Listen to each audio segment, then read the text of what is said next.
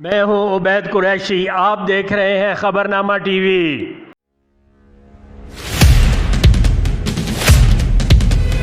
Islamabad highway पर PWD main gate के करीब सरकारी अराजी पर कायम नर्सरियों के खिलाफ सीडीए का क्लीन अप ऑपरेशन।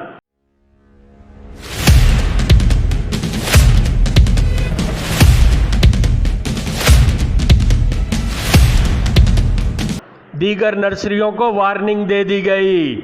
अरबों रुपए की सरकारी अराजी वागुजार करा ली गई। ट्रैफिक की आमदोरफ्त में रुकावट ख़त्म। शहरियों को आसानियां मुयस्सर आएंगी।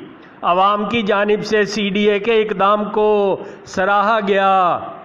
देखते रहिए खबरनामा टीवी, पढ़ते रहिए खबरनामा मैगजीन। अकासी राजा साजिद, हमारा चैनल सब्सक्राइब कीजिए। शुक्रिया।